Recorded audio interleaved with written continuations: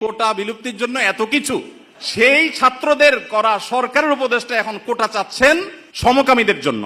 যে বৈষম্য দূর করবার জন্য মানুষ রক্ত দিয়েছে, এখানে মাঝখান থেকে আমরা দেখতে পাচ্ছি যে শয়তানের চক্ররা বৈষম্য দূর করবার নাম দিয়ে তারা সমকামিতা এখানে প্রতিষ্ঠা করবার চেষ্টায় লিপ্ত।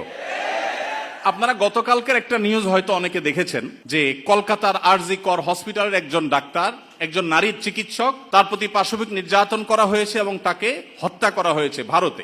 এটার প্রতিবাদে ঢাকা ইউনিভার্সিটিতে একটা আয়োজন হয়েছে 16 আগস্ট রাতে, এবং সেই আয়োজনে বর্তমান অন্তর্বর্তীকালীন সরকারের একজন উপদেষ্টা, সমাজ কল্যাণ উপদেষ্টা, তিনি উপস্থিত হয়েছেন। এস মুর্শিদ ওনার নাম। তিনি সেখানে উপস্থিত হয়ে তাদেরকে বলেছেন যে তোমরা কিছু দাবি দাওয়া পেশ করো, কিছু দাবি দাওয়া দাও তোমরা, যে দাবি দাওয়াগুলো বাস্তবায়নের জন্য আমরা ঝাঁপায়ে পড়ব। তিনি প্রকাশ করছেন যে আমরা ঝাঁপায়ে পড়ব তোমাদের সেই দাবি দাওয়া বাস্তবায়ন, তোমরা সেগুলো দাও। দাবি দাওয়া তো রেডি ততক্ষণে, তিনি দিতে বলছেন এবং বলছেন যে ঝাঁপায়ে পড়বো আমরা। এবং তিনি আরো কিছু কথা সেখানে বলেছেন, আমি সেগুলোতে আর যাচ্ছি না। তার পুরো কথার খোলাসা হলো যে পুরা তার কাছে যে সরকারি শক্তি আছে, তার পুরো ডিপার্টমেন্ট ঝাঁপায়ে পড়বে সেগুলো বাস্তবায়ন করবার জন্য। শুধু তাদেরকে উৎসাহ দিচ্ছেন, তিনি অনুপ্রাণিত করছেন যে তোমরা সেগুলো দাও। তারা দিয়েছে। তারা কি দিয়েছে? 13টা দফা বা দাবি দিয়েছে। এই 13টা দফা দাবির ভিতরে আমি যদি একটু পড়ে শোনাবার চেষ্টা করি, এর ভিতরে একটা দাবি ছিল 3 নম্বরের, সেটা হলো ধর্ম, গোত্র এবং বর্ণের ঊর্ধ্বে গিয়ে প্রতিটি লিঙ্গের মানুষের সম্পত্তিতে সমান অধিকার দিতে হবে। এটা আমাদের প্রচলিত আইন বিরুদ্ধ যেমন, তেমনি এদেশের সংখ্যাগরিষ্ঠ মানুষ মুসলমানদের কোরআনে কারিমের সুস্পষ্ট বিধানের হুবহু বিপরীত। এর আগে বিভিন্ন সরকার যেটা চেষ্টা করেছে, করতে পারে নাই। এখন বৈষম্য দূর করবার নাম দিয়ে কলকাতায় হয়েছে কি, আর তারা দাবি করছে কি? কলকাতায় হয়েছে একজন নারী চিকিৎসক পাশবিক নির্যাতনের শিকার হয়েছেন, তাকে খুন করা হয়েছে। পৃথিবীতে মুসলমানরা নারীদের অধিকার নিয়ে যখন কথা বলেছে, তখন আজকালকার নারীবাদীদের জন্ম হয় নাই। মুহাম্মদ সাল্লাল্লাহু আলাইহি সাল্লাম যখন নারী অধিকার নিয়ে কথা বলেছেন, তখন এই নারীবাদীদের 14 গোষ্ঠীর কারোর জন্ম হয় নাই। যেখানে মেয়ে হিসেবে জন্মগ্রহণ করলে জীবন্ত পুঁতে ফেলা হতো, যেখানে মেয়ে হিসেবে জন্মগ্রহণ করা অপরাধ ছিল, সেই সমাজে নারীকে শুধুমাত্র মুক্তই করেননি নবী সাল্লাল্লাহু আলাইহি সাল্লাম, শুধুমাত্র মৃত্যুর হাত থেকে রক্ষাই করেননি, নারীকে আকাশের উচ্চতায় তুলে দিয়ে গেছেন। কোন বাবা মা যদি 2টি কন্যা সন্তানকে সঠিকভাবে যথাযথভাবে লালন পালন করে, তার জন্য জান্নাতের গ্যারান্টি দিয়েছেন। তার বিপরীতে 1 ডজন ছেলে সন্তান পালন করলেও এই সুসংবাদের কথা নবী সাল্লাল্লাহু আলাইহি সাল্লাম বলেন নাই। তো সেই মুসলমানদেরকে যদি নারীদের অধিকারের সবক শুনাতে আসা হয়, তো সেটা দুর্ভাগ্যজনক বিষয় ছাড়া কিছু না। ভাইরা আমার, এখানে আপনারা দেখতে পাচ্ছেন হয়েছে একজন নারী চিকিৎসকের প্রতি জুলুম নির্যাতন, সেটার প্রতিবাদ হবে, কিভাবে তার জুলুম থেকে রক্ষা করা যায় সেটা বলা হবে। দাবি হচ্ছে কি দেখেন, প্রায় সবগুলো দাবি সম্পূর্ণ অপ্রাসঙ্গিক। তার মানে একটা সুনির্দিষ্ট এজেন্ডা বাস্তবায়ন করবার জন্য ইচ্ছাকৃতভাবে অপ্রাসঙ্গিকভাবে এই সমস্ত দাবিগুলো তারা তুলে আনছে। এর ভিতরে একটা হলো, দেখেন যেটা বললাম, ধর্ম, গোত্র, বর্ণের ঊর্ধ্বে উঠে, মানে কোরআনের বিধানকে সাইডে রেখে বাদ দিয়ে সকল লিঙ্গের মানুষের সম অধিকার। এখানে একটা জিনিস দেখেন, সকল লিঙ্গের মিনিংটা কি? সকল লিঙ্গ মানে কি? নারী পুরুষ? জি না। মূলত সমকামিতার কথা সরাসরি না বলে এই যে সকল লিঙ্গ, তারপরে যে আপনার জেন্ডার ডাইভার্সিটি, জেন্ডার বৈচিত্র্য, লিঙ্গ বৈচিত্র্য, এগুলো সবগুলোর মিনিং হলো যে এখানে তারা সমকামিতাকেও একটা লিঙ্গ হিসাবে, সমকামীদেরকে একটা লিঙ্গ হিসাবে, ট্রান্সজেন্ডারদেরকে একটা লিঙ্গ হিসাবে এখানে প্রবেশ করাচ্ছে, সরাসরি বলছে না। তো যাই হোক, এখানে কোরআন কারীমের আয়াতের বিধান থেকে আমাদেরকে, সারা দেশের মানুষকে সরে আসার জন্য আহ্বান করছেন। এই দেশে ছাত্ররা বৈষম্য বিরোধী, কোটা বিরোধী আন্দোলন করেছে কি কোরআন কারীমকে পরিবর্তন করবার জন্য? কোরআনের বিধানকে উল্টাবার জন্য মুসলমানরা রক্ত দিয়েছে? কিন্তু তারা তো সে দাবি করছে। আমাদের ছাত্রদের, আমাদের মুসলমানদের রক্তকে তারা কিসের বিনিময়ে বিক্রি করছে দেখেন। দ্বিতীয় দাবি দেখেন, ইউনিফর্ম ফ্যামিলি কোড চালু এবং তার বাস্তবায়ন করতে হবে। এটার সহজ কথা হলো যে মুসলিম পারিবারিক আইন যেটা আছে এটা তুলে দিতে হবে, এবং তারা যে সমাজ চায় সেই সমাজ সজাগ কথা বাস্তবায়ন করতে হবে, যেটা এদেশের সংখ্যাগরিষ্ঠ মানুষের চিন্তা, দর্শন, মূল্যবোধের পরিপন্থী।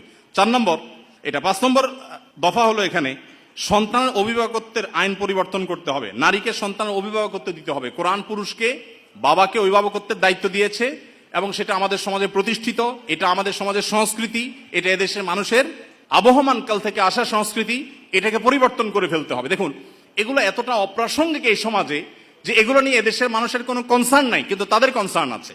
7 নম্বর হলো নারী, আদিবাসী, প্রতিবন্ধী এবং ভিন্ন লৈঙ্গিক পরিচয়ের মানুষকে, দেখেন নারী আসছে, আদিবাসী আসছে, প্রতিবন্ধী আসছে, এরপরে আবার নারীর পরে আবার ভিন্ন লৈঙ্গিক পরিচয়ের মানুষ বলতে কি বোঝানো হয়? পুরুষ এবং মহিলা ছাড়া ভিন্ন লিঙ্গ এর পরিচয় দেয় যারা, তারা কারা?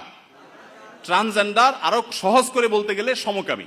কারণ একজন পুরুষ যখন নিজেকে নারী ঘোষণা করে তখন তিনি আরেকটা পুরুষের সাথে বিয়ে বসে, কারণ তিনি ঘোষণা করছেন নিজেকে নারী, এখন একটা পুরুষের সাথে বিয়ে বসেন। যখন একটা ছেলেকে বিয়ে করেন তিনি, তখন আগে থেকেই তো তিনি পুরুষ, এখন একটা ছেলেকে বিয়ে করলেন, তাহলে সমান সমান কি দাঁড়ালো?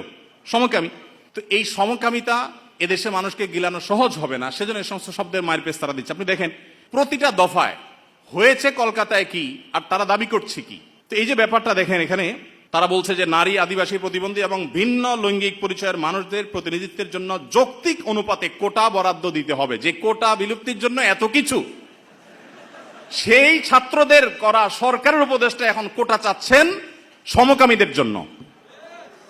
বলেন, এই মানুষগুলো যারা শারীরিকভাবে সুস্থ সবল, তারা নিজের মেধায় তো লড়তে পারেন, কিন্তু এখানে নারীদের জন্য শুধু কোটা চাচ্ছেন তিনি তা না, তিনি ভিন্ন লৈঙ্গিক পরিচয় ধারণকারী মানুষদের অর্থাৎ সমকামীদের জন্য তিনি কোটা চাচ্ছেন। সমকামীদের শুধু বৈধতা দেওয়ার কথা বলছেন না, তাদের জন্য কোটা রাখার দাবি করা হচ্ছে। এরপরে আমরা দেখতে পাচ্ছি যে ৮ নম্বর যে দাবি, সে দাবিতে লেখা আছে যে বলা হয়েছে যে 1860 সালের গর্ভপাতের আইন বাতিল করতে হবে, নারীকে গর্ভপাতের পরিপূর্ণ স্বাধীনতা দিতে হবে। মানে জেনা ব্যভিচার হবে, অসামাজিক কার্যকলাপ হবে, মনে চাইলে গর্ভপাত করবে, এই বিষয়গুলো ইজি করে ফেলতে হবে, সোজা কথা। তো গর্ভপাতের মাধ্যমে যে ভ্রূণ হত্যা করা হয়, এটা কি হত্যা না? হত্যা না। তো মানবতার ধ্বজাধারীরা দাবি করছেন কিসের? যে একটা মানব ভ্রূণ হত্যা করার অনুমতি দিতে হবে, স্বাধীনতা দিতে হবে। এ দাবি করছেন কারা? মানবতার সবক দেয় যারা আমাদেরকে সকাল বিকাল, তারা। ভাইরা আমার, এরপর আপনি দেখেন কলকাতায় ঘটেছে কি, একজন নারী চিকিৎসকের উপরে জুলুম হয়েছে, আর তারা চাচ্ছে কি যে কোনো নারী যে কোনো জায়গায় গর্ভপাত করতে পারবে, পারমিশন চাচ্ছে। তার মানে যত রকমের অবৈধ সম্পর্ক আছে, জেনা ব্যভিচার আছে, এগুলো করে যাতে কারো টেনশন করতে না হয়, সে রাস্তা যাতে সুগম হয়, সেটা তারা চাচ্ছে। কলকাতা হয়েছে কি আর তারা দাবি করছে কি? আচ্ছা, এরপরে দেখেন ৯ নম্বর দাবি করেছে তারা, নারী এবং লৈঙ্গিক বৈচিত্র্যের মানুষের জন্য সমান কর্মসংস্থানের সুযোগ দিতে হবে এবং নিরাপদ কর্মসংস্থানের নিশ্চয়তা দিতে হবে। তার মানে নারী এবং লৈঙ্গিক বৈচিত্র্যের মানুষদের কথা বলা হচ্ছে এখানে। পুরুষ তো আছেই, মহিলা পুরুষের বাদে আবার বিভিন্ন লৈঙ্গিক পরিচয়ের ধারণকারী মানুষদের জন্য কর্মসংস্থানে বিশেষভাবে তাদের জন্য সুযোগ দিতে হবে, পরিবেশ করতে হবে। তার মানে কি নারী পুরুষ ছাড়া কি আছে? ট্রান্সজেন্ডার বা সমকামী। যদি আপনি বলেন না আমি এখানে তৃতীয় লিঙ্গ বুঝেছি, তাহলে তৃতীয় লিঙ্গ বলতে আপনার সমস্যা কি? লৈঙ্গিক বৈচিত্র্য শব্দ বলতে কতগুলো অক্ষর ব্যবহার করতে হয়েছে, উচ্চারণ করাও তো একটু কঠিন। আপনি তৃতীয় লিঙ্গে বলতে সমস্যা কোথায়? হিজড়া বলতে যদি আপনি না চান, না বললেন। তৃতীয় লিঙ্গ তো আমাদের দেশের স্বীকৃত ভাষা, সংবিধানের ভাষা, তাহলে সেটা ব্যবহার করতে অসুবিধা কোথায়? তার মানে এটা তাদের উদ্দেশ্য না। আমি তো দায়িত্ব নিয়ে বলতে পারি এটা তাদের উদ্দেশ্য। তাদের উদ্দেশ্য হলো সমকামী বা ট্রান্সজেন্ডারদেরকে তারা সমাজে প্রতিষ্ঠা করবার অপচেষ্টায় লিপ্ত। ভাইরা আমার, এখনো দেশের কিছুই ঠিক হয় নাই, কত জটিল অবস্থা। এখনো পুলিশ ভালো করে তাদের কাজে যোগদান করতে পারেনি, এখনো স্থবিরতা আছে, স্টাবল হচ্ছে না। সবাই সর্বাত্মক সহায়তা করছে, আমরা সবাই সহায়তা করছি। এই শুরুতে এসেই দেখেন তারা একটা পর একটা দফা দিচ্ছে এবং সেখানে এদের দফার সাথে দফা দেওয়ার জন্য, দাবি দেওয়ার জন্য উপদেষ্টা মহোদয় তাদেরকে বলছেন এবং বলছেন ঝাঁপিয়ে পড়বেন তিনি এই দাবিগুলো বাস্তবায়ন করবার জন্য। এরপরে 10 নম্বর দাবি দেখেন, প্রতিটি ভিন্ন ভিন্ন লৈঙ্গিক পরিচয়ের মানুষের রাষ্ট্রীয় পরিচয়পত্রে তার লৈঙ্গিক পরিচয়ের স্বীকৃতি থাকতে হবে। তার মানে পুরুষ, মহিলা, ট্রান্সজেন্ডার বা সমকামী এটা থাকতে হবে। পুরুষ মহিলা তো আছেই, তাহলে প্রতিটি লৈঙ্গিক পরিচয় ধারণকারী মানে কি বুঝাচ্ছেন আপনি? আপনি বলেন যে পুরুষ, মহিলা, হিজড়া বা তৃতীয় লিঙ্গ, এটা তো হয়ে যায়। কিন্তু প্রত্যেকটা মানে কি? প্রত্যেকটা লিঙ্গ পরিচয় ধারণকারী মানুষের মিনিং হলো এটা। বিগত আমলে আমাদের স্কুলে, এমনকি আলিয়া মাদ্রাসার পাঠ্যপুস্তকে যে পাতায় পাতায়, লাইনে লাইনে, পৃষ্ঠায় পৃষ্ঠায় যে সমকামিতার কুশিক্ষা, এই অপসংস্কৃতি এবং বস্তাপচা সস্তা এই চিন্তাধারা এবং বিকৃত ব্যবস্থাপনাকে যারা এই সমাজে পুশ করার চেষ্টা করছে, আমাদের সমাজে এর বাইরে হাজারটা বিষয় আছে, সেগুলো নিয়ে তাদের কোনো মাথা ব্যথা নেই। আবার সেই একই জিনিসের পদধ্বনি আমরা এখনই শুনতে পাচ্ছি। ভাইরা আমার, 11 নম্বর দাবি ছিল তাদের, সব ধরনের লৈঙ্গিক বৈষম্যকারী আইন বাতিল করতে হবে। সব ধরনের লৈঙ্গিক বৈষম্যকারী আইন বাতিল করতে হবে। ওই যে মেয়েদের, ছেলেদের মিরাসের যে আইন আছে সেটা বাতিল করতে হবে। তারপরে যায়া আপনার সমকামীদের বিরুদ্ধে আমাদের দেশে আইন রয়েছে, আপনারা জানেন, সমকামিতা লিপ্ত হলে 2 বছর কারাদণ্ডের কথা বলা আছে, সেগুলো বাতিল করতে হবে। এই যে দাবিগুলো আছে, আপনারা এবার মিলান যে কলকাতাতে একজন নারী চিকিৎসক তিনি জুলুমের শিকার হয়েছেন, তার সেই জুলুমের বিরুদ্ধে সর্বকণ্ঠে আমরা শতকণ্ঠে প্রতিবাদ জানাবো, কিন্তু এখানে প্রতিবাদ জানাতে গিয়ে দাবি যেগুলো তোলা হচ্ছে সবগুলো হলো সমকামী এবং ট্রান্সজেন্ডারদের জন্য দাবি। এই যে ষড়যন্ত্র, এটা আমাদের দেশে নতুন না। যারাই যখন আসে বিদেশিদের টাকা পয়সা ফান্ড পেয়ে তারা সেগুলোকে এই দেশে পুশ করার অপচেষ্টায় লিপ্ত থাকে। তারা জানে না এদেশের ওলামা একরাম তাদের শেষ রক্তবিন্দু থাকা পর্যন্ত এই সকল অনাচারের বিরুদ্ধে তারা কথা বলে যাবেন। এদেশের ওলামা একরাম, এদেশের দিনদার মানুষের কোনোদিন এটা বাস্তবায়ন হতে দিবে না। মালয়েশিয়ানরা যদি সমকামীদের যে সিম্বল, তাদের যে রংধনুর সিম্বল, সেই কালারগুলো, সেই 6 কালার, এগুলো যদি কেউ কোনো পোশাকে, আশাকে, ঘড়িতে, কোনো কিছুতে ধারণ করে, আমি যদি ভুল না বলে থাকি, না জেনে থাকি, তাহলে 3 বছর কারাদণ্ডের কথা বলা আছে। তো মালয়েশিয়ান গভর্নমেন্ট যদি এটার বিরুদ্ধে এত শক্ত অবস্থানে থাকার পরেও তারা উন্নতির চরম শিখরে পৌঁছে যায়, আমরা তাদের কাছে চাকর হওয়ার জন্য লালায়িত থাকি, তাহলে এরা আমাদেরকে কোথায় নিয়ে যেতে চায়? একজন উপদেষ্টা মহোদয়, তিনি বর্তমানে আমাদের প্রচলিত আইন সংবিধানে থাকা জিনিসের বিরুদ্ধে, সবচেয়ে বড় কথা হলো আইন সংবিধানের চেয়েও বড় জিনিস হলো এদেশের সকল ধর্মের মানুষের কাছে ঘৃণিত একটা বিষয়কে সমাজে স্টাবলিশ করবার জন্য রীতিমতো প্রকাশ্যে এখন তারা নেমেছেন। এখন একজন আলেম হিসাবে, একজন দায়ী হিসাবে আমাদের বুদ্ধিবৃত্তিকভাবে এই সকল ষড়যন্ত্র মোকাবেলা করতে হবে। আমরা এদেশের বৈষম্যের বিরুদ্ধে, যত প্রকার বৈষম্য আছে সেই বৈষম্যের বিরুদ্ধে ওলামা একরাম কথা বলেছেন। সবচেয়ে বেশি বৈষম্যের শিকার তো আলেম সমাজের দেশে। আলেমদের চাইতে, দাড়ি টুপি এবং হিজাবের চাইতে বেশি বৈষম্য এদেশে কার প্রতি হয়েছে? আমাদের এই সমাজে শুধুমাত্র এই স্বাধীনতার পর থেকে না, ব্রিটিশ আমল থেকে শুরু হয়েছে। ওলামা একরাম এবং দিনদার মানুষ তারা এই সমাজের সবচেয়ে নিগৃহীত, সবচেয়ে নিষ্পেষিত।